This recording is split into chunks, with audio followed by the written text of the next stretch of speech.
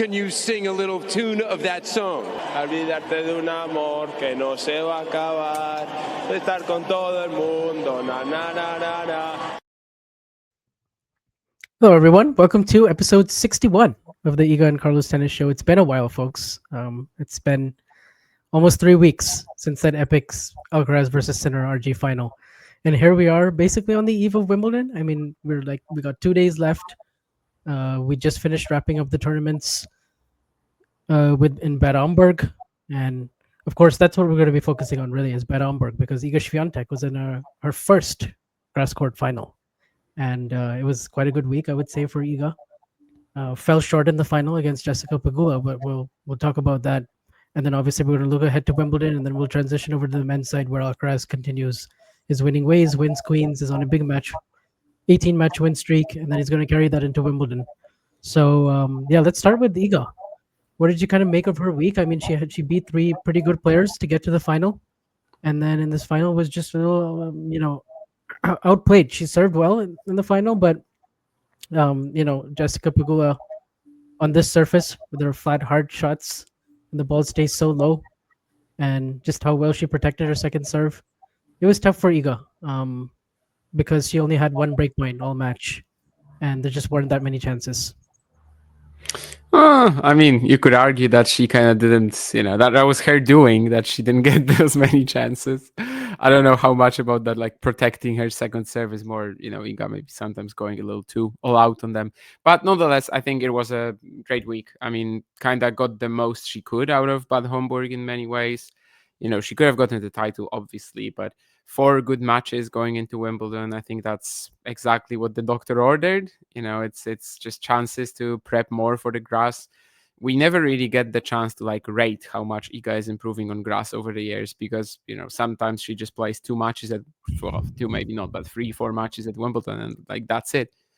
And it's just difficult to say where she exactly is at. So finally, we have some sort of an estimation. We have a match against Alexandrova, who is probably a Wimbledon dark horse, who is obviously a very powerful flat hitter, and she survives that.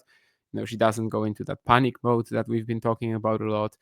Okay, yeah, the final, it wasn't quite as bad as the Pegula US Open loss, but again, you can see that Jessie's ball really troubles her, and especially when you also combine it with the surface. Basically the entire match, I don't think Iga had a ground stroke that she could hit from her favorite contact point and what she's used to typically. But 4 matches going into this, obviously this is a very different grass season as well for Świątek. Just the fact that in previous years she was coming off winning Roland Garros, winning everything on clay. Grass always kind of felt like an afterthought of that. Okay, yeah, no matter how she does here, she's in a perfect position. And I know we've both said that this year it's not quite as bad as some people make it out to be. Iga is obviously number 3 in the race. She's still very much among the best players in the world. But, this time she hasn't won Roland Garros. This time she hasn't won anything on clay. And that puts an entire different, set of expectations on the grass season. Now it's actually an important part of the year where she's not overly, knackered after the clay season. Now she really has to focus on this. And after this week, yeah, I mean, I think she did perfectly fine and got some very good warm up. Finally, she has that ability, right, to just get that lead up tournament and basically get some very good prep out of it. How it will go at Wimbledon, well, we'll talk about it later. Yeah, I think there was definitely some more comfort level for her on the surface in terms of moving better on it. She was definitely serving better throughout the whole week.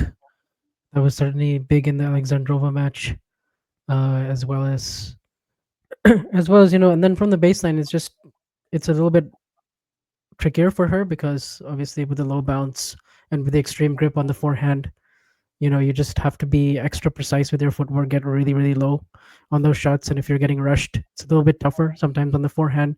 She kind of had to survive that against Alexandrova, because there were a lot of forehand unforced errors that, she was just struggling with the time, right? And then her feet. But then, in the tiebreak, she plays this really good pointed 4-all. She survives that in 2 sets, and then she gives herself the chance here in the final. Obviously, also beats Paulini 6-1, 6-3, which was pretty dominant for the most part.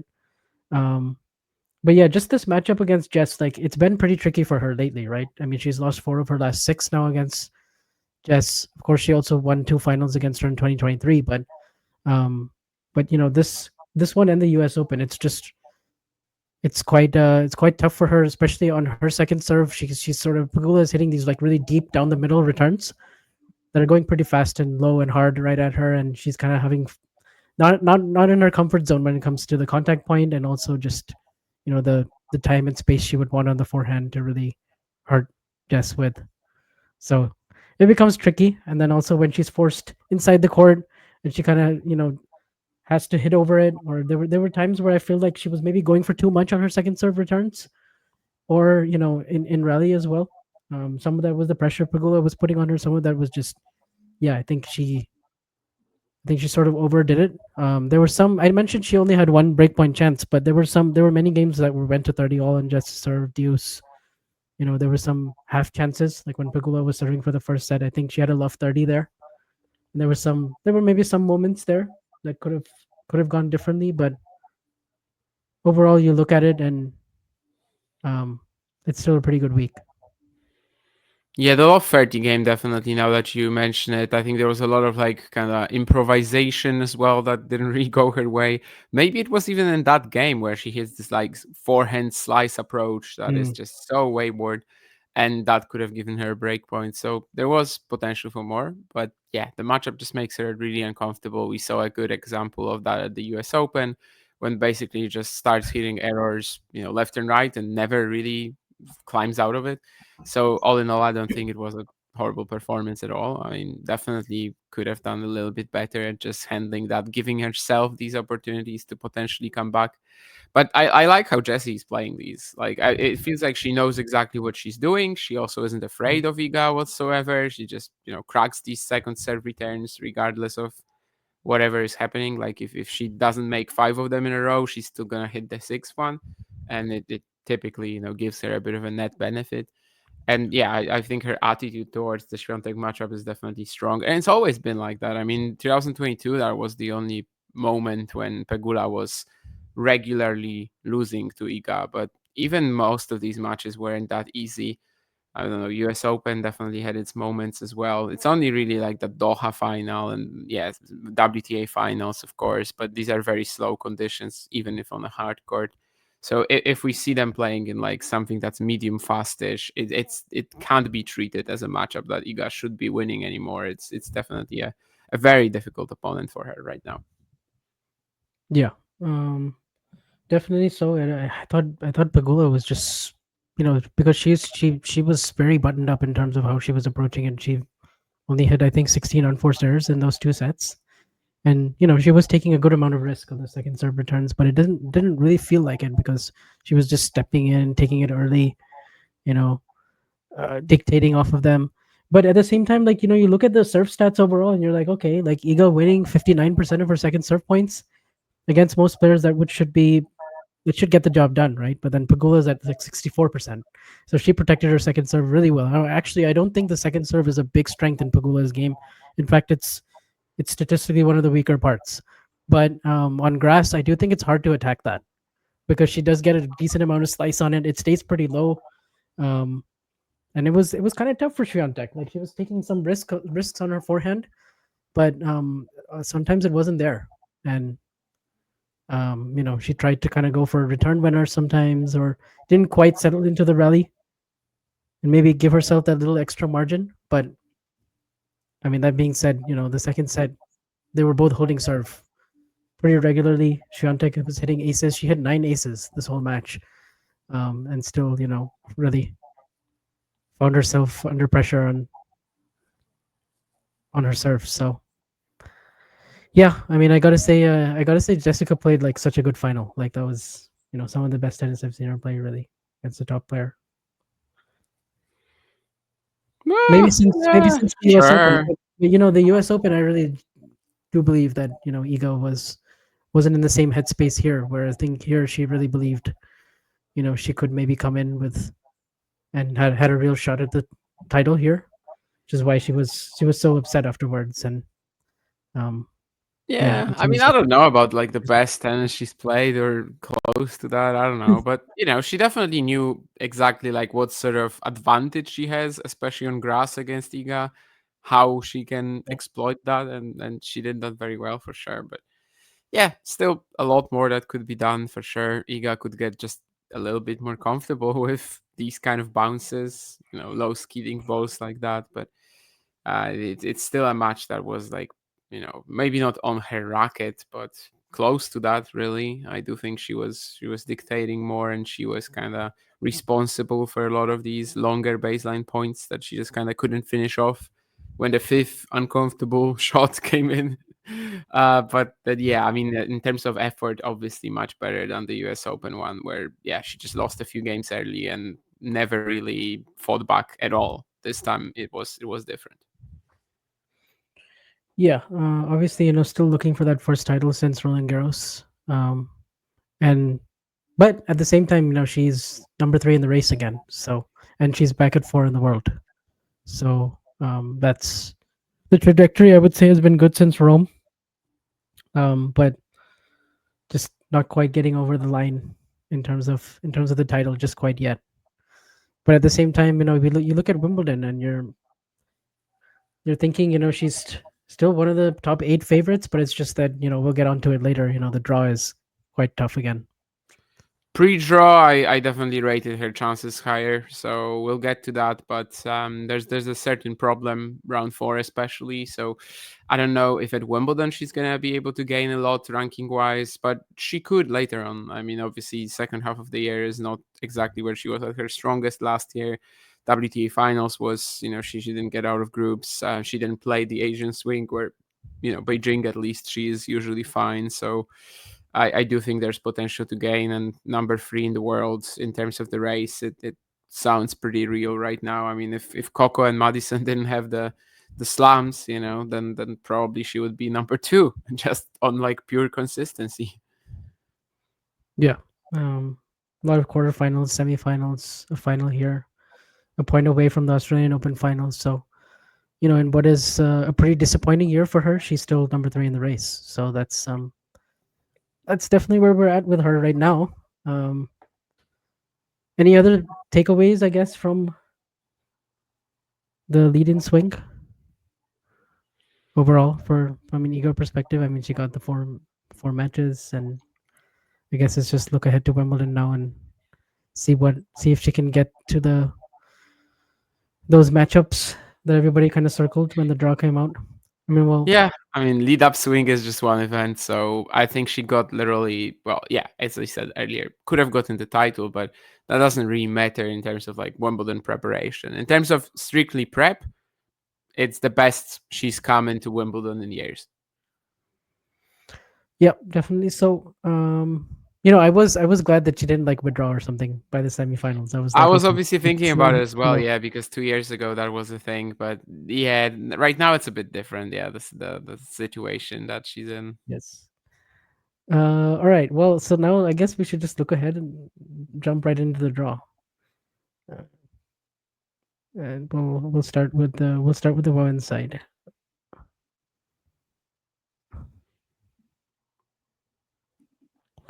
Yeah, we'll talk about the women's first, then we will move on to Carlos in Queens and Carlos also in the Wimbledon draw, of course. But we might as well just start with the top, and we of course will get to Iga.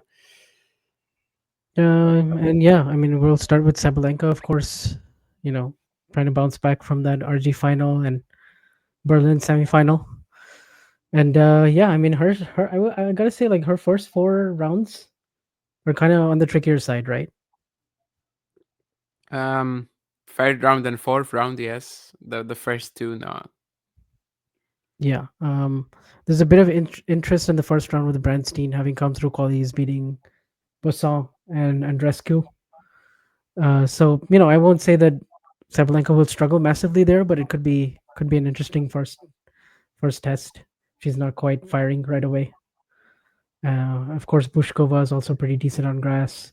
Lulu's Sun made the quarters here last year. I think I'm more looking at like potentially Vondrousova in the third round, because that is somebody who has proven tricky now for Arena. In Stuttgart last year and also in Berlin, where she really just mixed up the pace like crazy and just disrupted all of her contact points and just kind of just made her super uncomfortable the whole match basically. and of course Wimbledon champion. For the first time since that Wimbledon title, Vondrousova played like a Wimbledon champion as well. You could actually see it, such an intelligent brand of tennis as well. And yeah, it just makes it so unpleasant for the opponent. Yeah, I would love to see that match again. Sabalenka Vondrousova. That's a serious threat.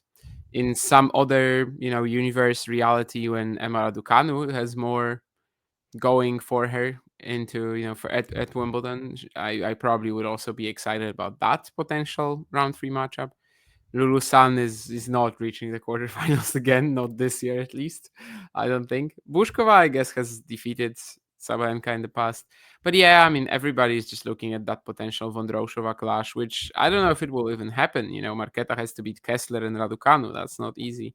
Yeah. But that's going to be like the main match of this tournament for me, for Arena. If she gets through that, she's probably making at least the quarters, I would assume. Although, yeah, sure, Svitolina post-pregnancy on grass is also a threat. Yeah, also a threat, but I agree. I would circle Vondrousova probably the most of these players. So yeah, that's about it. I mean, I would still back Arena here, but it's just this makes the first week more interesting for her than some other slams in the past. Yeah, I picked Arena in my bracket. Maybe if I had Vondrousova, if I was thinking that she's a guarantee to make the third round, maybe I would start considering the upset there. But I just don't think Marketa is, an obvious third rounder here, considering Kessler Raducanu right away. Like, that's not easy. Yeah, and of course, her potential quarterfinal opponent by seeding is Madison Keys. Who, if you remember last year, I mean, she almost beat Jasmine Paolini, right? And she was up like 5-2 in the third and then got hurt. So this is also, I do consider her to be a pretty good grass court player. So that is also someone who could trouble Sabalenka in the quarters if we get that matchup. But there's some other tricky names here for Keys. And then also, I guess Badosa Volter is like a popcorn first round. Vekic, of course, made the semis last year, but she's not been in that sort of form really all year. So I think I'm probably just gonna back Keys here, just because she's shown a certain base level of consistency since AO, which makes me think she will probably get here. Of course, Badosa, can definitely win matches and can go on a run, but it's always a question of like her back issues, and also yeah, I don't know if there's really any other players here that I look at and I'm like considering picking over the seeds really. I mean, it's the problem that the seeds, Badosa is not healthy. So I think Bolter, maybe she would like this position more than last year when everybody was looking at her, as like kind of, okay, she probably will be a dark horse, and then it doesn't work out. Maybe this time as the underdog, she has more to say. Like Fernandez, Vekic, they're really not in some amazing form right now.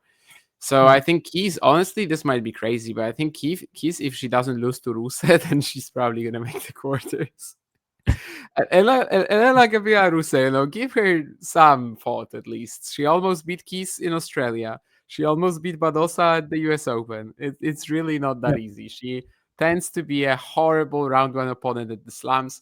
Even at Wimbledon, if somebody remembers 2018 when she played Agnieszka Radwańska, what a match. But yeah, I mean, I think that's relatively difficult, but I still couldn't resist picking Keys to make the quarters here, definitely. I obviously she's very strong on grass, and yeah, just the level of consistency that she's been displaying this year, the level of like even leftover confidence from Australia that she might still have. I do like her chances a lot, and yeah, Vekic semifinalist last year doesn't seem like right now she's on the verge of repeating that run, but didn't seem like that last year. Probably not as well. I just saw Hannah Klugman is playing Layla in the first round. Yeah. That's that's not an easy match for Layla right now. Exactly. That's one of the seeds you want to draw right now, Fernandez, I think so. Mm-hmm. Yeah, I thought about Danilovic as well, but I'm not quite sure on grass. She's the same level of threat, really. Yeah. But anyway, I think I pretty much just went chalk here. I just went with Keys and Sabalenka, although acknowledging that there are some tricky tests along the way. I mean, I guess another person that I'm kind of looking at in this section, I know Jasmine Paolini is there, and I shall never underestimate Jasmine. But at the same time, I'm looking at Anisimova, and I'm thinking this might be her best chance to make a Wimbledon semi in some time. I mean, she's at a career high ranking. She made the quarter. She made the semis in Queens. Yeah, um, and she's been playing some. She's been playing some good tennis lately. So I just hate that first round for her. I do. So I was gonna say if she gets through Putin maybe she can make it all the way there. Like it's still, I think her second round is winnable pretty much after that. The third round, I don't really like the form Beatrice Haddad Maya is in right now. And Paulini is going to feel some pressure to defend her semifinal points. And yeah. I told Vansh before the recording that I have some big calls in the women's draw, and this is one of them. My quarterfinalist here is not Anisimova, and it's not Paolini either. Ooh. Are you going with Noshkova? Yes. Okay. I mean, I don't hate that. It makes total sense. She's great on grass. Her serve is amazing. She hits a flat, a very aggressive ball. Obviously lost to Pegula just now, but I mean, she was in the position to win the match. She just threw it away. And yeah, I mean, if she's playing Paolini in the third round, I think she's got a serious shot. And what steered me away from Anisimova was simply like not knowing if she gets through that opening round, Yeah, she does have one of the hardest opening rounds. Putin beat Iga here last year, and just on grass in general, she's probably a player you don't want to face early. And like Anisimova is the type of player that could get pretty frustrated by that type of style, but I don't know. I mean, at the same time, if she gets through that, I like her chances. I do. Yeah, but then like Anisimova, let's say Anisimova and Noskova face in the fourth round. Like, what is it, 60-40 at best for Amanda? Like, Yeah, super I would close. I would give a slight edge to Amanda. Yeah, but like at best it's a 60-40, let's say, or something like that. So Yeah. it's all perfectly reasonable. I think there are 3 potential quarterfinalists here. I would be surprised if it's not Paulini, Noskova, or Anisimova. All right. Yeah. And then I guess you have the Junction Wen section, and this is the one where I'm not sure about picking Jung to the quarters because I'm sure about not picking her to the quarters. Yeah, like I don't have her. Like Siniakova is a very tricky first round. Osaka maybe, but I kind of think actually if she gets to Siniakova, I'm not feeling too hard on Osaka on grass right now, at all really. But then you've got Kruger, you've got Pavlyuchenkova could get out of this section. It wouldn't surprise me. I mean Schneider could do it, and also you still have Jabeur who's unseated, and Ostapenko's there. So like this is a pretty wide open section to me. Yeah, you mentioned the name there that I picked to make the quarterfinals. Did you go with Ostapenko again? No, that's because of her very good matchup against Ostapenko. And is that ons? Because I mean they Yes. did. I mean, it's not always the case. Like she did beat. Yeah. It was like 6-2, 6-2 when they played in Doha, right? Or Yeah, 6-2, I picked 6-2, something Jabeur. like that. I think a lot can happen here. I think I had Kruger pretty deep. I don't know. It's a bit wild. Yeah. Schneider could happen, but I just haven't been at all impressed with her season thus far. Well, I guess she was fine like Madrid, Rome, but the slams have been pretty poor. I would love Ons to Ostapenko get is there, such a possibility too. Yeah. but the only thing is that in the grass lead-ins, she was pretty disappointing. So I'm hoping she can flip that switch because, I mean, didn't she lose in qualies in the first week and then Yeah. got out And as then an made a open run. loser? And then Vondrousova, like that wasn't so bad getting to losing to Vondrousova in Berlin, but then this week, not great, She right? lost to the eventual champion. Yeah. I don't hate it. It's just I do wonder if we'll ever see Ons at that level that we saw 2 years ago here. I mean, you've got like 8 people here that you can possibly pick to make the quarters. Yeah.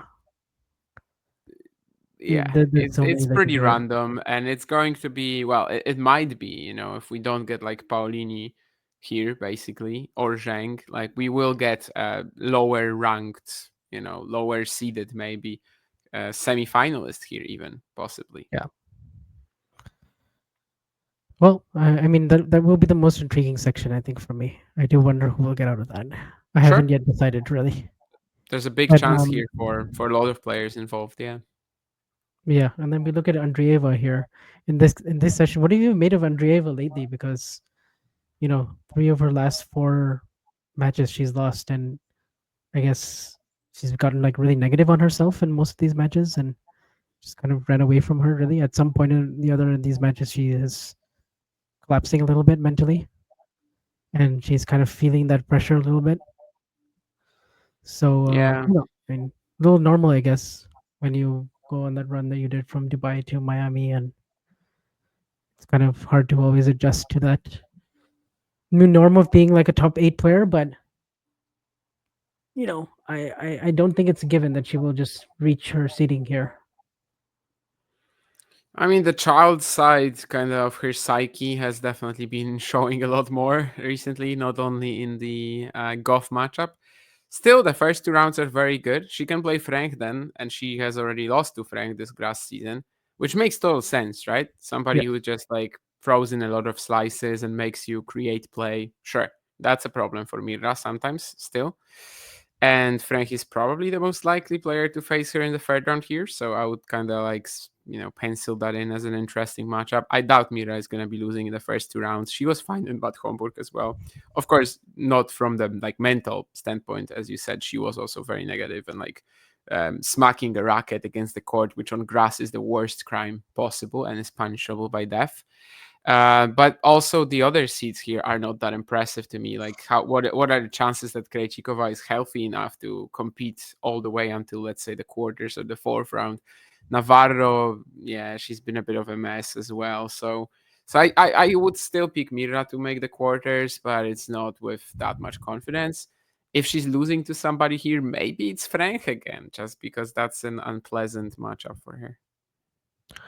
Well, in the last couple of years, whoever's beaten Veronika Kudermetova has gone on to win the title. So, But the person, by the way, who made that tweet last year, which was quite incredible, that person this year made a similar one and said that whoever beats Polina Kudermetova in the opening round will win. And who drew Polina Kudermetova? Iga Świątek. So, okay. I don't know. Is there something there? We'll see. But yeah, Lindru probably is not winning Wimbledon. Yeah. Of course, you got Kvitova against Navarro, and this is Kvitova's last Wimbledon. And Navarro, yeah, she has been pretty shaky. Won a couple of matches and then I guess lost to Pagula. So I think her best week was this week that we saw really. Yeah, on the grass. for sure. In the last few months, yeah.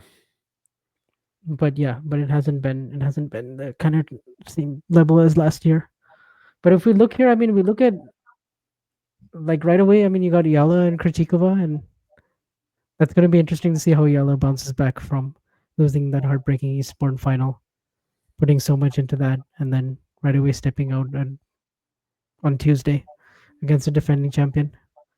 And Krejcikova did pull off those 2 wins from match points down, but yeah, after that, still not sure she's totally healthy. I mean, she's definitely not. Even in these wins from match points down, she had needed intervention a couple of times, and obviously withdrew after that, which could be just trying to save herself, for Wimbledon. But nonetheless, we know that she's not exactly 100% fit. So just a big run, I don't know if it's possible. Of course, you can always say last year. I mean, even after that match with Kudermetova, who would have guessed? You know who I think my dark horse in this section is? I'm gonna go with Haley Baptiste. I think she's got like a flat backhand. She comes to the net. She's got like a decent amount of like flair, and she can improvise. And I think the serve's gotten better. And like there aren't like any notable grass court results per se, but I just have a feeling like the game could work pretty well on it. It's a bit like So for her Tiafoe-ish. to be a dark horse here, you need to believe she has a shot against Andreeva, right? I do think she has a legit Okay. shot at Andreeva. If they play each other, I would be interested to watch that one. Like I wouldn't be so shocked if Baptiste beat Andreeva right now. Sure. I will admit that Haley Baptiste is somebody I've watched before, but I also don't have like a great knowledge of her game, to be honest. So I'll trust you on that. Yeah, I mean, like again, it's just kind of an intuition. There isn't really like much data to back up what I'm saying, but I do just have a feeling like her game style could be well suited to the surface at some point. So maybe it's this year. Um, but yeah, I do still think on paper Mira gets through. Like I'm not super confident in any of these other seeds to make a huge call, but I mean I think it's still a little bit open. It's not quite as wide open as the Zhang section, but there could be some unseeded player coming through there. And then, well, now the question is this Pegula title. Did Pegula peak too early, or can she actually make a deeper run than the quarters here in Wimbledon as the number 3 seed? I'm a bit confused because I absolutely forgot who I had making the quarters here right now, because I definitely didn't pick Andreeva to make the semi. Oh, yeah, this is another one of my big calls. So I went against Pegula, but I think she'll win a few matches. Tatiana Maria could be interesting, but the problem for Tatiana Maria is in the first round, she's not facing a tall power hitter, she's facing somebody pretty solid, and that's not great for her. I saw That's that. not like her Berlin run. I saw that, and I kind of think she will struggle a lot in that matchup. Yeah, me too. I think that's horrible for her. Like literally, if she played Alicia Parks, who's close, or I don't know, even like Alexandrova or somebody like that, she would have a good shot. But against Volinets, I kind of think she's just gonna struggle. So yeah, I didn't go Pegula to make the quarters, but I did put her like pretty deep. And well, I mean, she's got a pretty good draw, so that was. Well, now that I'm looking at it, the draw is really good for Pegula, right? Like, yeah, she should not lose to Cocciaretto. Even if Tatiana Maria gets there, I do think Pegula is adept enough compared to those other players in Queens that she can take care of Maria. And then the third round, I think no matter who comes through, unless Parks is just playing out of her mind. I mean, but even then, I'd still pick Pegula because Parks is just so up and down. And then Mukhova is not healthy, and Alexandrova doesn't play her best tennis in the majors, and she has a potential second round against Ivo Jovic from the qualies who and didn't they play each other at the U.S. Open, Jovic and Alexandrova, and it was like a 7-5 in the third for Alexandrova. So like that could get interesting, and you also have Jinyu Wang who can take out Mukhova in the first round. I wouldn't, she has a great game for grass. Berlin finalist. So I look at it. I'm still probably going to go with Pegula just because the draw is good. Can you guess who my quarterfinalist is?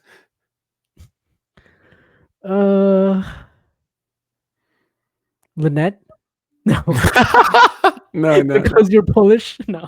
No. You know that you have that American vibe, and you kind of tend to pick them. But no, for me, well, I guess okay with some players it's like that. No, I think Lynette to the quarters here, that would be a bit much. Alexandrova though is I know, is sensible. So if she does play Pegula in the fourth round, then I do like that matchup for Alexandrova. Like she's been very consistent too. Like she's winning 2 free matches every single tournament. I know it's not exactly what we expect from her typically, and her play style. Yeah, you mentioned that she struggled there in that match. I mean, she can struggle against any opponent really, because against so many opponents, she's just playing, with herself. But yeah, she's been pretty consistent. She's really good on grass, obviously. I like her chances. Mukhova not too healthy right now, so that draw could also open up a little. Alexandrova Pegula fourth round, pretty much 50-50 from I would be me. going back and forth with that. Yeah. Like if they play tomorrow, it's a 50-50 for me. And disregarding, of course, potential fatigue for Jessie. Yeah. Okay, that's a good call. But now we get to the most important section regarding. Yeah, we've arrived. Which is the Iga. We talked about how we like the position that Iga is in on grass this year, but if you just look at her draw, it's quite tough from the third round onwards. Potentially Collins. and or then even Rybakina. Kostyuk. But I most certainly don't like one player in this section, being here, and that's number 11 seed, Elena Rybakina. And It I is. can already tell you guys that that's who I picked to make the quarters. I'm sorry. Yeah, I mean, at the same time, I do think mentally things have changed in that matchup where she is finding solutions more and more. She did beat her on a fast hard court this year. Of course, Rybakina is also in a little bit of a downward. She is. If we're talking about Iga having an off year, I mean, Rybakina is having more of an off year, I would say. So, and at the same time, Yeah, she's but still if we amazing get in her. 35 minutes of Rybakina destroying her like the French, she's not Yeah, recovering from this at Wimbledon. it is harder to imagine for sure. It's harder. Um, I wonder if we'll see her use the deep return position again. It's going to be harder to do that on grass. We see her improvise a little bit more. That's tough. But at the same time, I look at Rybakina. I mean, she could play Blinkova in the second round. She could play Kalinskaya. She could play Tosin. Like these are not like shoo-in right away, right? Yep. I think that the draw is very tough actually for Rybakina. Before the tournament, I would have like 100% picked her to win this. But sorry, before the draw. But when I saw it, I'm like, okay. I mean, almost every round, I can imagine her just having a stinker and losing. So It's possible. I mean, she plays Blinkova again. We have that rematch of Australia. Blinkova's also in good form. Winning some matches in Eastbourne. Um, wow, I didn't. I just straight up ignored Sakari because I mean, yeah, I'm probably just gonna do that again. But because Maria on grass never worked, even at her best. yeah, I also don't. I'm not really looking at her. I don't think she would beat Rybakina No. or have a good shot at beating Rybakina. No. The Kostyuk one is interesting though. I mean, Collins just comes into grass court season every time with such little prep. I mean, last year she made the fourth round and lost to Krejcikova, who won the whole thing. But so she could do a similar thing like that again and get to round three. But if it's Kostyuk, I definitely like Iga's chances more. And then Yeah, I we're suppose. looking at But either player is difficult. Collins obviously brings like all the possible motivation for this matchup, and Kostyuk. I mean, we've said it before that she's like so complete and will make it difficult at least. Third round is where it starts getting tricky. First round is, yeah, I guess average if we look at the entire draw. So I would say make the third round, hopefully win one more match, and after that, I mean, we'll see. yeah, it's tough to look beyond that fourth round, to be honest. If Rybakina goes to the fourth round, if Świątek reaches the fourth round and she faces Rybakina there and loses, I won't be able to call this a bad event. No, it's just will Mhm. be, okay, average, I suppose. Yeah, because she can play well, better than how she did today against Jess and still lose that one. Yeah. She can play some of her best tennis on grass and still not come away with it. Yeah, and if that's the case, like fair enough. That's But this section I find interesting too because Coco, I don't think is that much better on grass right now than Iga, and she also has a tough first round, second round Azarenka most likely, and then third round, Kenin. That's not going to be super easy. Even Moses Moniro is going to be somewhat tough if she gets there. Samsonova potentially in the fourth round. Kazakina, like, yeah. What do you think about Coco's chances? Yeah, I don't think she's making it out of this quarter. I mean, in fact, there's a pretty high chance that even Yastremska could beat her, in my mind. Yastremska is a horrible draw to get. I know she just lost to Ayala and won like 3 games, but that's such a different opponent and somebody who just makes all these power hitters crumble as well. Well, Coco does as well with her defense, but just not on grass, I suppose. Yeah, I think the opener is already difficult, and then maybe not Azarenka, but someone like Kenyon or even I don't know Townsend. If she just 7 volleys her way to victory, she could do it. I didn't go with Coco here. I think she might lose early at Wimbledon. Yeah, I'm kind of feeling the same way. Just also that French Open win, and then doing the whole America tour, and then didn't just got one match in really in Berlin, and just There's looked way off. definitely gonna So, be a lot of conversation if she loses early that it's like a hangover or something like that. mm, We'll see how the match looks. If Yeah. it doesn't need to be a hangover for her to lose to Yastremska, but we But I might will see say, something like that. if she wins those first 3 rounds, I mean, she's into the tournament. Like, all of a sudden, it's possible she can go on a run. And then the fourth round against Samsonova, Kazakina, maybe by then she's kind of in form and to go further. But I didn't pick her. Yeah, I picked somebody out of form, but I don't hate the draw, so I went with Kasatkina. Yeah, I went with Samsonova. Fair. That was probably my third round. And yeah, joint. It'll be. Yeah, I mean, honestly, joint could probably take her out in the first round, but maybe not because he's Could, form. but do you remember what she did at the French after winning Rabat? I kind of just assumed it Yeah. will be the same. Yes, I had that in mind. That's why I didn't go with it actually. But yeah, Coco is the player who, like, out of everybody in the draw of the high seeds, I mean, she probably lost the most. Rybakina is kind of in that boat too, though, because yeah, it's not that easy. She doesn't have any like throwaway rounds, sort of. yeah. So overall, it's a pretty interesting women's draw. I mean, I am tempted to pick someone other than Sabalenka, but honestly, it's like the most wide open slam. It always has been like that on the women's side. It is very wide open. It's tough to talk about like a specific group of 2-3 favorites. I still stuck with, let's say, the best grass quarters out there. So I was mostly contemplating Sabalenka, Rybakina, Keys. But I did go for some wild selections like Noskova to the semis and Alexandrova to the semis. And in the end, I still ended up picking Rybakina, but yeah, I don't think she got the best draw. So I'm not sure about that. Okay, wait. So how about this? Who do you have Alexandrova beating in the quarters? Like after Andrei, Jess. where is she? Oh yeah. Wait, that was number 6. So Andreeva, yeah. Yeah. Interesting. And then if I picked Jabeur to the quarters, then Noskova to the semis doesn't seem the most ridiculous then, because well, they would clash. Yeah.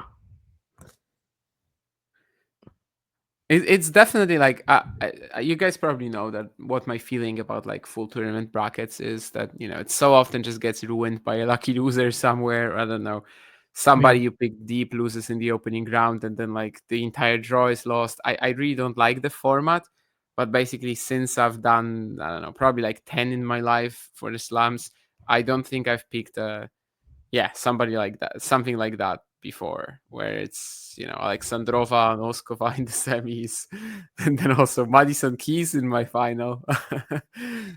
Yeah, to be honest, I'm really confused about this women's draw. Like I can't go for anybody right now. I need more time. I haven't made it up. I haven't made up my mind yet. Yeah, sure. I mean, from when we're recording, I think you have 37 hours and 15 minutes.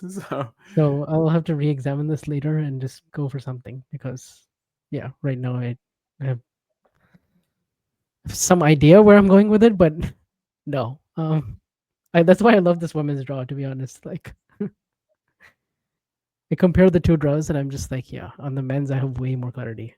But yeah, we kind of have no idea what's going to happen here, absolutely. So that's why there's space for peaks like that, for Linda Noskova in the semis of Wimbledon, and for it not to be ridiculous. Yes, indeed. Well, I guess now we can move on and talk about the men's. Yep. And we have to talk about Carlos winning in Queens. So quickly after playing Queens 8 days later. I mean, the questions coming in were basically, it was ridiculous. The first press conference he had was all about Ibiza. That's all the journalists wanted to know about, really, which I found kind of ridiculous. It's like 10 minutes of his press conference was all just, what did you do in Ibiza? How did you recover? I mean, now at Wimbledon, his entire press conference is going to be, what is your relationship with Emma Raducanu? So. Yeah. Which, by the way, yeah, if you guys didn't already follow the news and you've been living under a rock, US Open makes doubles. Fantastic. And Iga is gonna play with Casper Ruud. Yes, which I like that partnership a lot because we talked about how Rude was really supportive in Madrid, and it just kind of makes sense. Yeah, that's great, but I kind of refuse to accept the event. Well, Or that's rather a whole how other they're thing. framing the event. Okay, I don't like I don't mind the event. I mind the framing of it. So framing it as a Grand Slam, but I guess that's a Yeah. topic for another day. Yes. For me, I just treated looking at it like a tiebreak tens on steroids. Really. That's what it is. I mean, that's Yeah. literally what it is. Certainly not a full-on Grand Slam title, and we shouldn't pretend it is. But yeah, I mean, she felt obviously. Yeah, you mentioned Alcaraz in Queens, Biza. That was a big story. I mean, nonetheless, because he was in Ibiza form. He was like once again he had that Rinderknecht match. Just this time he had it against Jaume Munar. Yes. Kind of like had to battle through, but after that he was perfectly fine, and he was actually serve botting for the rest of the week. So that was cool. Yeah. So we got to talk about that because I mean, he wins that first round against Adam Moulton. He saves a couple of set points in the second set, comes through that, and then really the match to focus on is the Munar one because he found himself. Well, he had match points in the second set tiebreak, and you're looking like, okay, like I mean, this was shakier, but a little bit better, and you would have come away from that feeling like, okay, he's in rounding into form. But then all of a sudden, it got really complicated.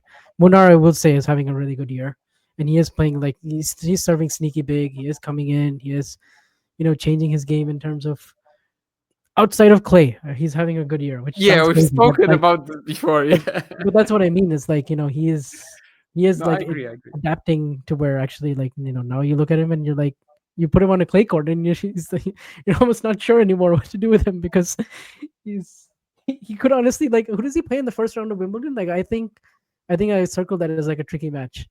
We'll Alexander get to it. Bublik. But Alexander Bublik, yeah, like I legit like that's not an easy first round for Bublik. Um, but yeah, Munar like 4-2 up in the third. 4-2, I believe, like Carlos serving at 15-30, 2-4.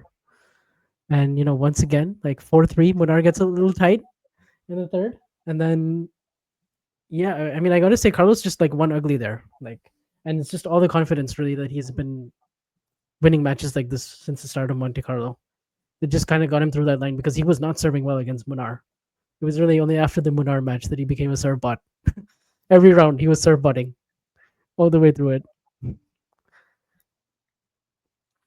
Yeah, I mean, I hope that one day we're going to see this improved serve on a fast hard court as well. On grass, it just goes to another level. And it's not even the first year, but obviously they've done a lot of tweaking with that. So hopefully it's going to be like that as well at Wimbledon. But yeah, the last three matches, and especially the one against Lehechka, right?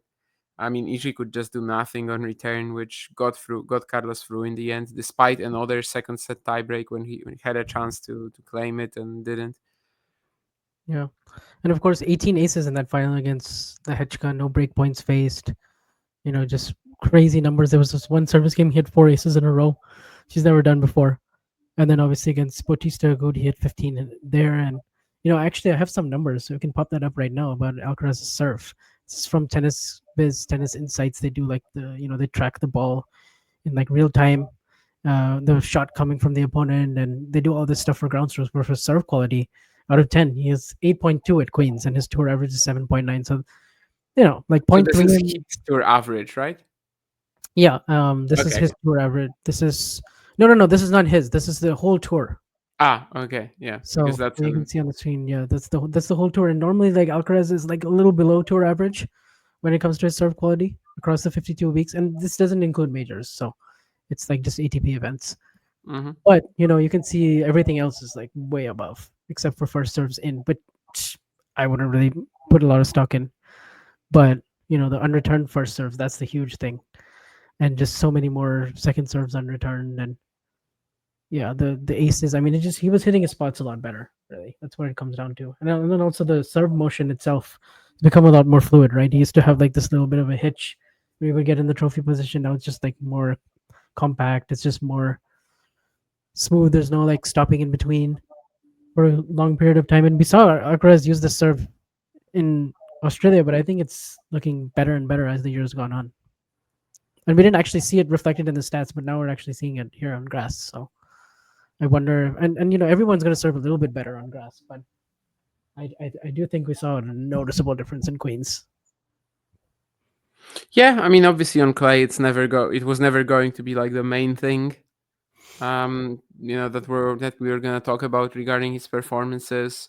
Gets a lot more of a chance to shine here, but even compared to other players, I don't know. Usually Hečka have a good serve? Yeah, but in the final he was just like completely outserved by Carlos. And the sliders work very well, obviously. Maybe he should stay away from the kickers, but he's adapting to that. He's adjusting that too.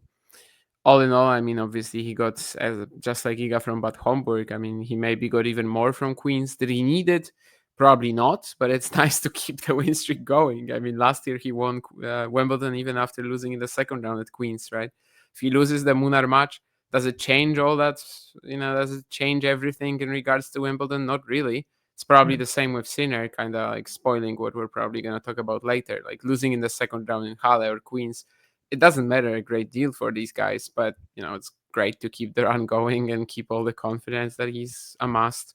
Obviously, his longest win streak on the ATP tour, and well, he's been unstoppable, which just feels like such a change of how we were talking about the Alcaraz season or career even 3 months ago, when we were just thinking, yeah, okay, so one title hopefully during the ATP 1000s on clay, hopefully one slam of the two, and now he's basically the best player in the world again.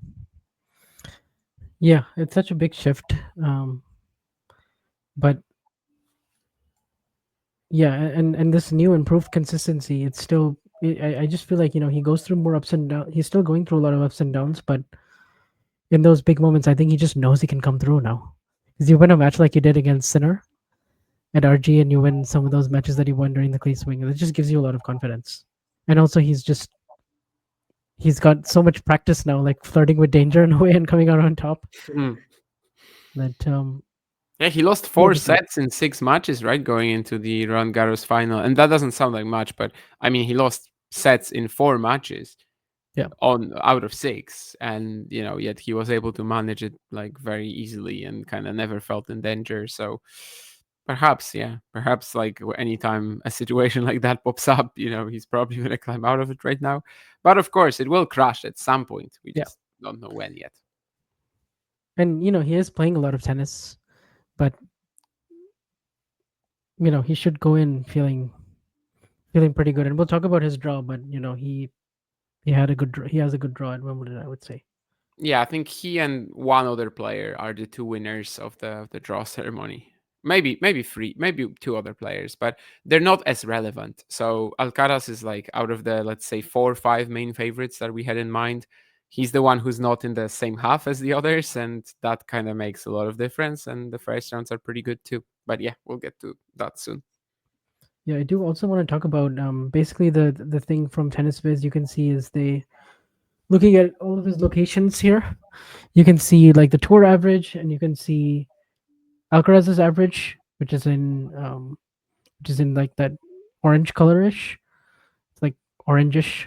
And then in blue you can see what he did in Queens, and basically just a lot more closer to the sideline, a lot more serves out wide. I think that's the biggest difference, is out wide on to the righty forehand for the most part, and then just like his +1 is so deadly. So once he gets that sliding serve, and he's doing it on the second serve as well, that's very effective on grass. So yeah, because on grass, like that kick serve isn't going to work supremely well over the course of 5 sets every single match. If you're playing someone like, let's say, Djokovic in Australia was able to do to his serve, right, on the second serve. And so now if you have a slice serve like this and you're able to mix up your locations a little bit more, this proves very handy on the first and second, really. So yeah, I just wanted to point that out. I mean, definitely something different from his tour average, and also above average in general when compared to the rest of the players. You don't normally think of Alcaraz as a really great spot server, but then on grass, every now and then in previous years he's shown it. But I think for a whole week combined, like we saw here in basically every match except for the Munar one, it's definitely notable. Of course, he wasn't playing like unbelievable returners, but still, Um, I gotta say the rhythm and everything was flowing nicely. Yeah, on natural courts, he's definitely also a lot better at just like exploiting whatever he gets out of the return, like serving with a purpose, let's say, and Mm. setting up that last one for himself nicely. And yeah, we should expect some very good serving at Wimbledon as well. I don't know if it will be the main thing that we'll talk about regarding his performance. Perhaps not again, because, well, he's got so much in his toolbox that very often that's not the main part of whatever tournament that we're talking about. But in Queens, it kind of felt like the main story, actually. Yeah. Yeah, and also he was just moving great on the surface. You know. We've come to like just Yeah. take this for granted, right? That he's gonna be moving grades. That obviously all the variety is gonna come out on natural surfaces. But yeah, the serving was kind of like the main focal point because, well, that's new in a way. Yeah. So I guess let's just go straight to the drop because Yeah. and yeah, we'll start with the top half. You got Yannick Sinner. We touched on him briefly. Losing to Alexander Bublik, who's just like a god in Hala. By the way, he's like 9-1 against top 20 players in Hala. Just pretty wild. And he's won the title now 2 of the last 3 years. And honestly, when he beat Sinner, he was also beating him from the back of the court. It was what's impressed me most about Bublik is his forehand is like a big weapon now. And also ever since he switched rackets, he has just been playing a lot more like because I didn't really associate him with having a lot of firepower off the ground. Like he would massage the ball around a lot. He would throw in the underarm serves. He had a lot of variety. He always had a huge serve, but the forehand is like he's like properly constructing baseline rallies now and coming out on top against some of the best baseliners. So you combine that with all of his other skills and how confident he is right now, and just how locked in he seems to be. Um, that's what we got against Sinner, and like I don't think it was like a huge, like massive hangover. Like I do think the level that Sinner played at probably just beats most players. It's just Hala Bublik is just very special in that way. Yeah, I mean it's not the end of the world to lose to Bublik there. To lose to Bublik in the lead up swing for Wimbledon. As I said earlier, like the second round there, it doesn't mean he's gonna not do well at Wimbledon, especially because he has a couple of early rounds that I think should just like fly through, and that should give him some sort of more clarity in his mind. Yannick, he did say that the Roland Garros loss was haunting him after the first few days after it happened, which it would be weird if it didn't. It's Yeah. just such a monumental match in tennis history, and you blow 3 match points consecutively. And yeah, I mean, it's a rough experience, 100%. So I understand that it might have some sort of leftover effects, but for it to come into play, he would actually need to be pushed very, very hard. And that might not happen until like the next, I don't know, maybe the fourth round, maybe the quarters, where somebody can even touch him with this draw. So I still expect him to be fine. I also think all the people who are saying that like Sinner can't play on grass, it's just such a myth. He's done so well at Wimbledon the last few years. He's won Halle. People were also saying before Roland Garros that no, Yannick on clay, he can't win this tournament or something like that. Just stop it. He's good everywhere. And the first few rounds here, I think, are very good. I don't really see any players in this particular section of the draw who I think can beat him. Sure, Tommy Paul can push him a little bit, maybe, but he's not one of those players who like takes advantage of the fact that the margins on grass are slimmer. So in the end, I just expect Yannick to have a few comfortable wins, and with that, he probably plays himself into form. It's not quite like last year when he had Berrettini in the second round, and that seemed like, well, maybe not a 50-50, but like that was a real danger. Yeah, last year I think it was a little different because he was facing those big servers and big guys who could like in some way take the racket out of his hands. Even Hanfman won the third set against him 6-1 if I remember, and the Berrettini match, he lost a set 6-2 and won 3 tie breaks. Here there's nothing like that. There's Nardi, there's Vukic, there's Shapovalov. I don't even know if he's gonna I get mean, you there. could argue for Shapovalov being one of these players you just mentioned, right? But Yeah, but you just don't. It's Shapovalov, and there's just no. yeah. There's not much to go off of with him recently, and also he could just inexplicably lose to Mariano Navone in the first round, and it would not shock me. Um. So yeah, I think Sinner's route to the quarters is looking pretty comfortable. Of course, also Tommy is also coming back from an injury, and he only played. He lost to Dan Evans recently, and he had to skip Queens, where he was the defending champion. And it's not like last year where he's coming in. Even though Tommy's game on grass, it should work really well for to, and he could challenge center. But it's not a given that he's going to get there really. And then also Yeah. Dimitrov is very injury prone in 2025. What was the injury, by the way? So he went pretty deep at the French, right? He had that oblique injury, right? He was getting through Uh, those matches against yeah, but he was fine by the time he played like whoever he lost to. I don't even remember. Carlos. he lost to Carlos. Carlos, but he was not Obviously, Carlos. Yeah, fine that in was the that match match. when he won like 5 Yeah, games, maybe. Yeah. yeah. Um, So he I he don't pulled know. out of Queens right after he played Alcaraz, and He did, he but had the somewhat unclear if oblique. he was fine or not. Yeah, I don't know. Yeah. I don't think it matters. I mean, yeah, if they play in the fourth round, that's probably the toughest match that Yannick can get here. But that's still, yeah, sure, 2 tough sets. Maybe Tommy takes one of them, but in the long run, I'd still expect Yannick to win somewhat comfortably. Dimitrov, once upon a time, sure, but he's made the fourth round last 2 years, but now he's also yeah, just been injured as much as Nishioka, really. So it's a retirement battle there. Yeah, maybe Mutei has the dark horse in this section. Who knows? Could He's be. just been winning a lot of matches on grass. I'm not So gonna scream Hamat Medjedovic this time. Like, yeah, it wouldn't be outrageous, but it also doesn't feel as fun as it Roland Garros because if he runs into Sinner, I just don't buy it. So mm. Yeah. So with that, we're gonna go to the Musetti section, and actually, this I don't know. It's an interesting position for Musetti because, like in theory, I should love his chances to do well on grass again, but he also has injury concerns, and he hasn't played anything. well, he played And an also, exhibition match and then pulled out of the second exhibition match, I think, right? yeah, I don't know. Yeah. I have no idea about that. But He pulled out Brazilashvili, of an exhibition match, and Mario told me today that basically in Italy people are freaking out. okay, yeah, no, he pulled out of something in Hurlingham, I think. Yeah, Giorgio Armani, he was supposed to play, and he didn't. But Basilashvili in the first round, isn't that tough? no, not on grass, I don't think. But it's all down to fitness. Um, Um, you will be delighted to hear that I picked Brandon Nakashima to beat Lorenzo Musetti in the first round. But that's pure okay, I like fitness. that. I like that Like, pick. I know you like that. I mean, if Musetti was 100% fit, I would be picking him to make the quarters.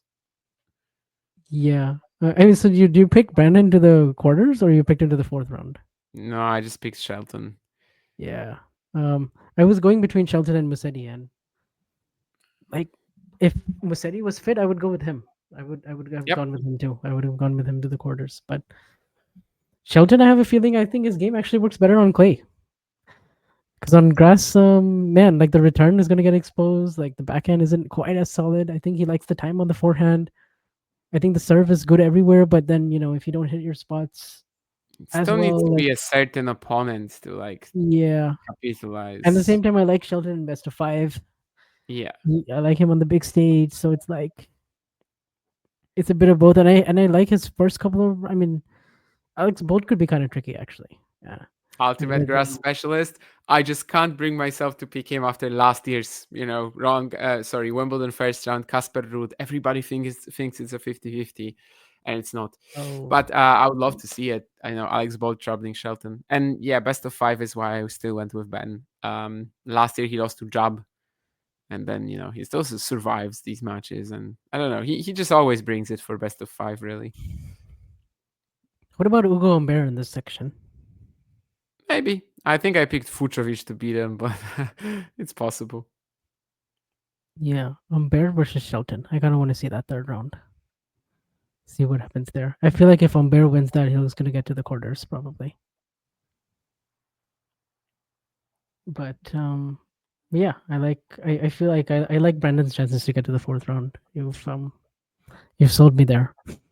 If Musetti is not 100%, then yeah. Yeah. I mean, he should at least get to the third round here. I would be disappointed if he didn't make the third. That's the kind of draw for him here, yeah. Third round is the expectation, and after that,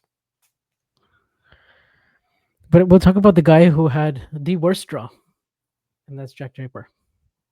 I To mean, me, some to me, he people has are kind of the overplaying it. to me he has the worst draw in the entire event because you have to go through Chilich.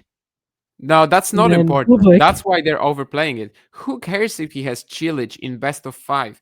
The only two things that I have to agree with, okay, one of the top 8 seeds needed to draw Bublik, right? And then one of the top 4 seeds needed to get Djokovic in the quarters. And Jack landed both. So it's 1 out of 32. And that's okay. But please don't say Chilich is dangerous for him in best of 5. I mean, he could be like. No. I mean, it's still Marin Cilic. Like when he peaks, like he could take the racket out of your hands for like 2 No. sets Not for 5 and make it sets. physical. And like, and yeah, I mean, I just threw in Cilic as like more of a respect, but really it starts from the third round. Like it starts from Bublik, and then potentially having to go through if Menchik gets there, him, and then Djokovic. Like to me, if he makes the semis, that's a huge. That's gonna. I'll be surprised if he makes the semis. I'll be absolutely shocked if he does anything more. If he reaches the quarters, that's already a big success. If he reaches the sort of what I'm looking at. quarters, it's a big success. Yeah, no, I mean, like if he gets to the quarters, that's like satisfactory. That's like okay, I feel like he's. All depends on It's- who's on the other it's a side of good the event, net. you know. If he loses to Djokovic or to Bublik, I will Yeah. not be blaming him for anything this Wimbledon. If he loses to anyone else but Djokovic and Bublik, then Yes. he didn't live up to the expectations. And last year, he didn't live up to the expectations at all. No. Cam he didn't. Nori, 3 sets, Elias Zimmer, 5. That's the thing. And then this year, there's just way more pressure on him, obviously from the media. It is. They're basically treating him as but I mean at the same time I think they're aware of how tough Bublik is, but the British media is very unforgiving. Draper is lucky to have had Andy Murray, because if Andy didn't win Wimbledon and he had Yeah. that like 90 years of 80 years of Fred Perry, no, that would be too much. Also, but however, Draper is a lock to get to the third round. Sorry, Marin Cilic. Bublik is not.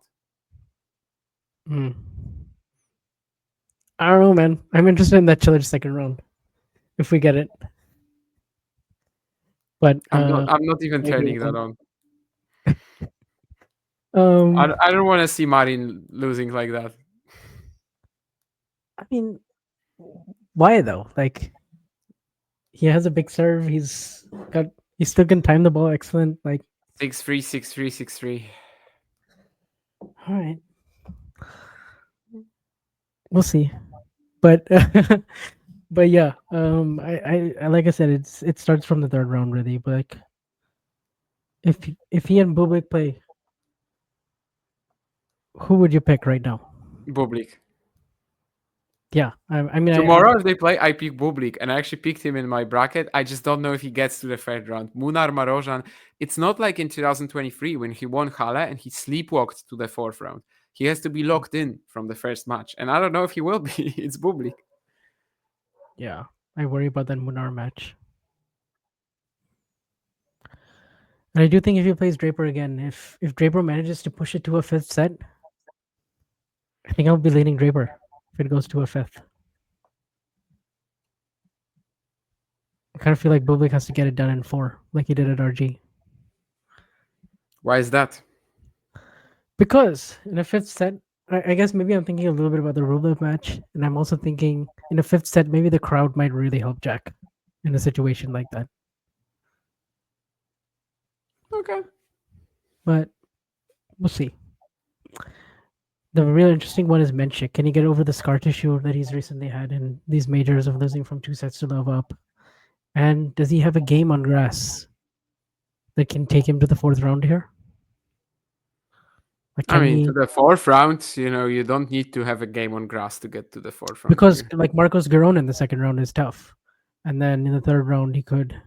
Well, actually, yeah, but like it doesn't mean if he gets to the fourth round here, he doesn't need a grass game for that. He just needs, to play pretty decently whatever he knows.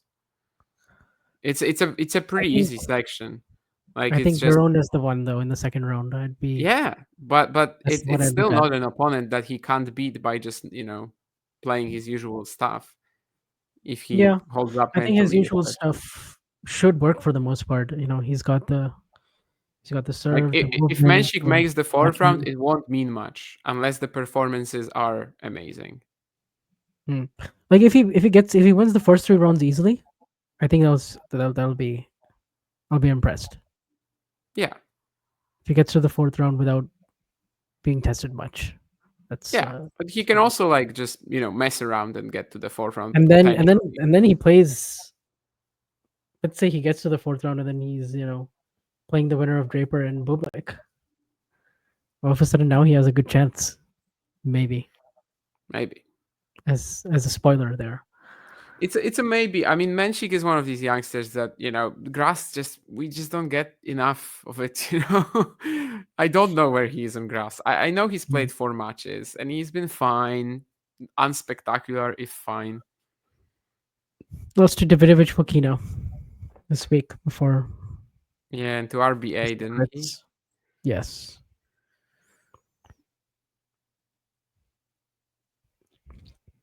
So also, I would pick Draper or Bublik to make the quarters. Let's just say that yeah. the And then winner of of course the you're looking at Djokovic, and I guess at Roland Garros the narrative was kind of like there's Alcaraz center, and then there's a few other players that you could make an argument for at number three. But on grass, it's pretty clear Djokovic is the number three, right? You could argue for Draper, but that's the end of it. Like after Draper, there's nobody. Of course, Bublik kind of popped up as the fifth favorite after this draw, and we're gonna get there. I have a bit of a sixth favorite that has popped up, but it's a big gap still. So yeah, I think Djokovic is either a clear number three, but also if somebody argues for Draper, I can't say it's wrong. That Mm. at least Draper would be close. I'm not saying that Draper would Yeah. be like the strong number three. Not really. No, Novak is too good for that, and he's been peaking for the slams as well this year, like motivationally, and I don't know, just brings it every time. And he's got a good draw to make the quarters. The He one does. problem that Novak has is that he landed Draper and Bublik in the quarterfinals potentially, but like otherwise, his draw is great. Yeah. I still think in a quarterfinal against either of those guys, I just think Djokovic has too much experience. He has too much know-how on the surface, too much skill. The guy is just like a master. So I just would trust in that situation. He would like Bublik I might picked have him some to make the success against semis. him. What's that? Hmm? Yeah, I would pick him to get to the semis. Yeah, I picked him to make the semis as well. Yeah. Yeah. Anybody who can threaten him here, really? Not really seeing it. Not in the first three rounds, at least, and not even in the fourth. If he gets to Yeah, the not door, even in the fourth. no, I not picked even in the Alice fourth. to get to the fourth, which is a bit out there, but why not? And Evans, I would like to see, just because it's a unique matchup and they have some history, but Yeah, I don't think it. Best of five, nah. I would like to see Thomas Mahaj have a shot at him again. Sure. That's the one I would be the most interested in for a potential fourth round. I'd Demon or rather no? see, I'd I'm rather not see interested in that Djokovic one. Mahaj or Djokovic Alice than Djokovic Deminor. Yeah, that's where I'm at. Oh yeah, Halis pushed Djokovic pretty hard in 2023, didn't he? In the first tournament of the year, maybe Brisbane, it was like a couple tie breaks. It was actually kind of a good Okay. match. Yeah. 2 tiebreaks. Yeah, I was confused Yeah, because I was thinking about Wimbledon. He pushed Sinner, but yeah. That's true. yeah, it was actually kind of a good match. But now we look at Fritz Medvedev. Honestly, if you're Zverev, like you got Fritz or Medvedev in the quarters, and before that you have Cerundolo and you have Berrettini in the third round. Like he's also another guy for me that's not a big winner when it comes to the draw here. Zverev and Easily made a Medvedev, quarterfinal. I think they are going to be very happy about this draw. Yeah, you look at this section. I mean, is it Fritz? Because he does have a tricky draw, but at the same time, you just come off of Eastbourne and Stuttgart titles. Petchy Pericard. I don't buy Diallo. it. Pechi, Pericard, Diallo, Davidovic, Fokina in a row. I don't buy it. I think Daniel Medvedev has a perfect chance for retribution at this slam, and I picked him to make the semis. His draw is great. He might face Fritz. He might not face Fritz. He's good on grass. He's made the semifinals before. He's the better version of Zverev's game on grass. Yes, I don't hate it. I do like his first 3 rounds.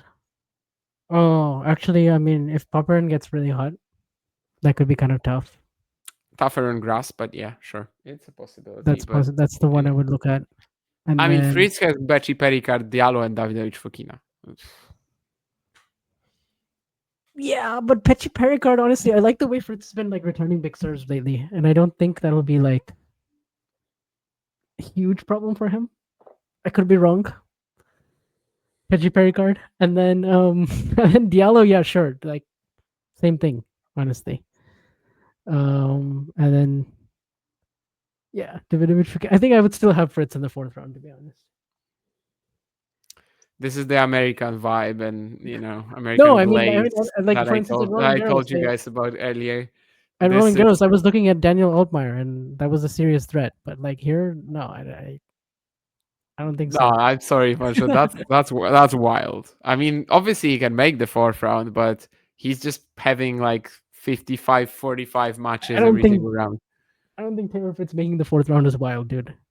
No, I'm saying that it wouldn't be wild if he makes the 4th round, but he just has a 55-45 match every single round.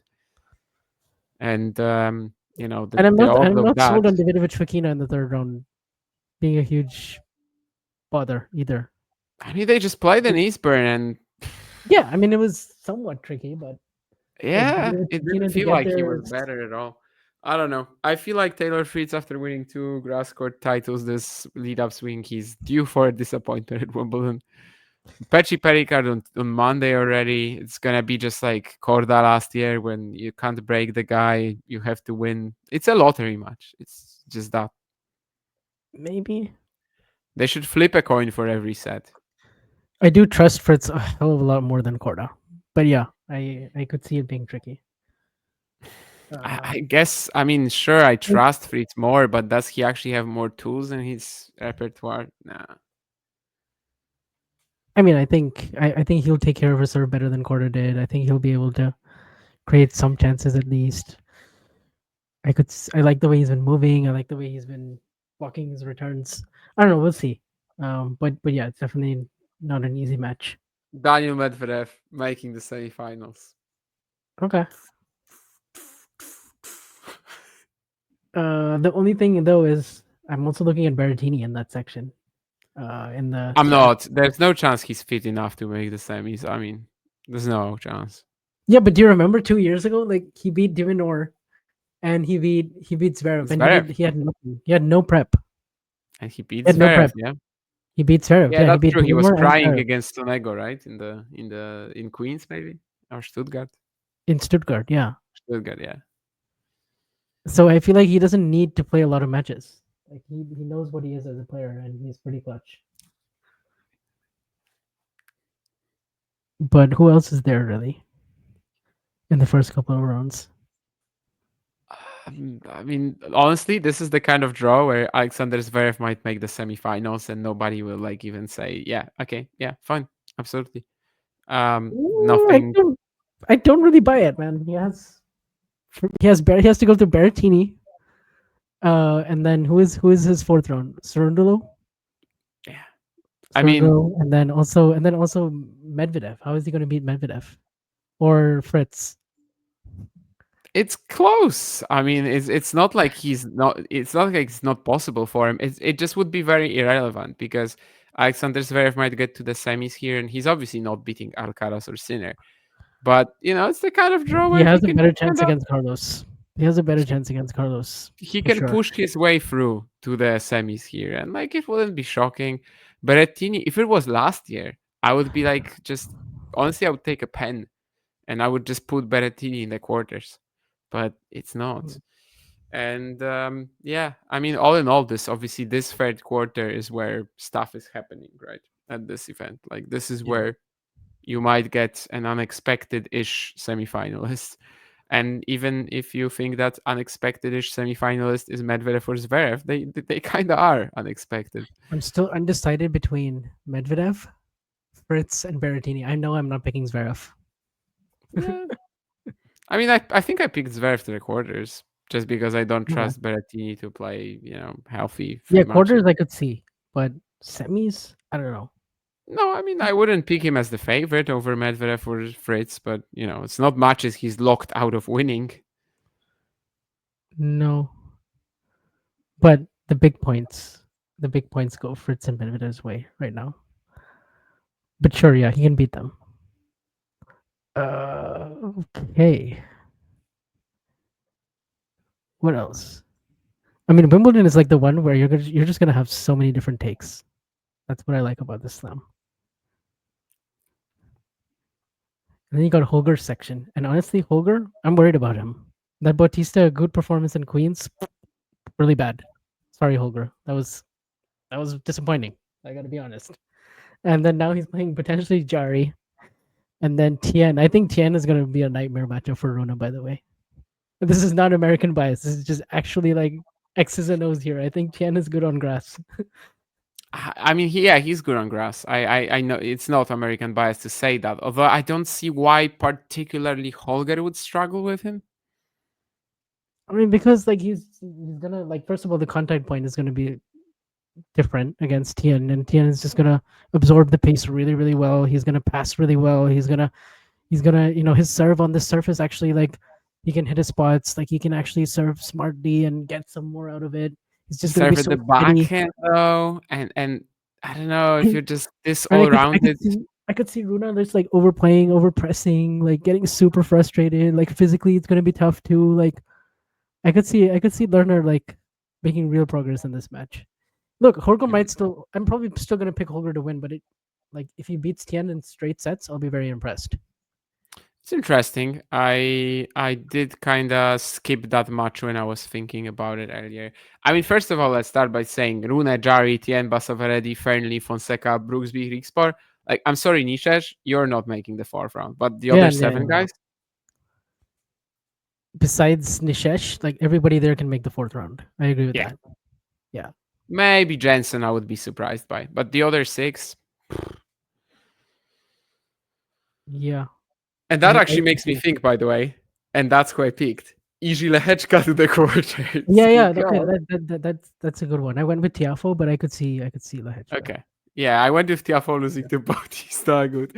But I mean, I have my issues with Francis just in terms of, expecting him to perform. And usually when I do, he doesn't. So, yeah. But Lehechka or Tiafo are the smart call here because there's almost no way you're getting the winner right from that top section. Yeah. I think I like Francis's chances, but I like Lehechka. Yeah, between him and Lehechka, that's where I was going more. Yeah, but I did not pick Holger. I would be actually pretty impressed. It would be a pretty good tournament if he made the quarters. Oh, if he made the quarters, yeah, sure. Yeah, it's a great tournament if he makes the quarters. It's a horrible draw. Let's imagine he plays Jari, Tien, Fonseca or Griekspoor, and then Lehechka or Tiafoe. I mean, it's very, very tough. Yeah, by the way, Fonseca getting to the third round here would be quite good. But because I do think Fernley is going to be tough, and I also think Griekspoor or Brooksby. Nobody in that part of the draw has an easy match. Yeah. On the way to the forefront. Who else did I consider here? I mean, I didn't really consider anybody else. I was going between Tiafo and Lehechka, really. I saw Lehechka and I was like, oh, that's an amazing draw for him. Let's go. So I didn't really think about anything else. And that's why I placed there. First two rounds are so good for him. I just don't really trust Francis. So okay.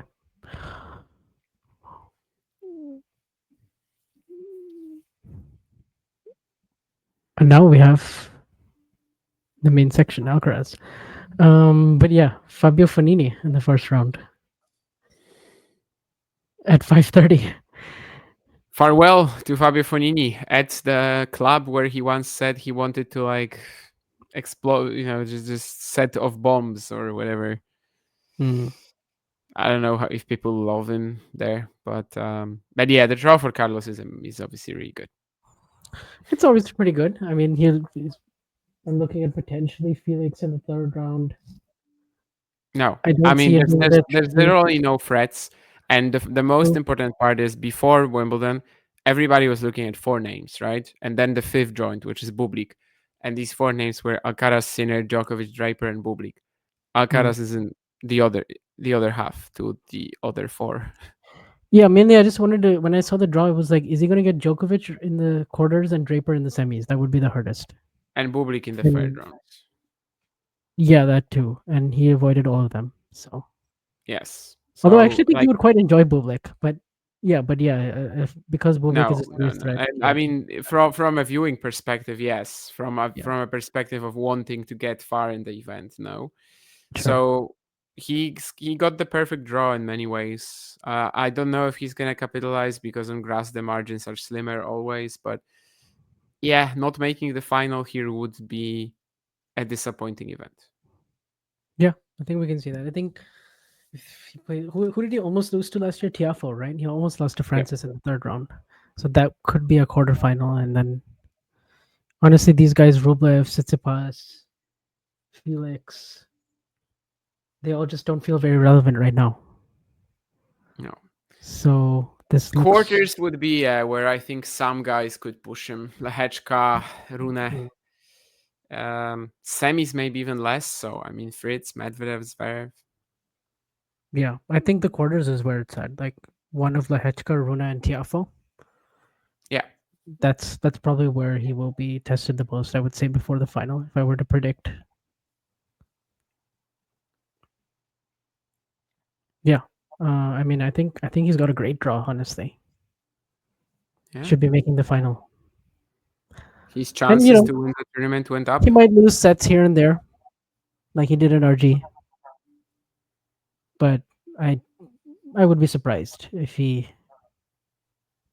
stepped. At some point, it's possible that like all this clutchness that he's showing right now, it might catch up to him. But right now, I just think he's in such a good groove and he's super confident and he's well prepared and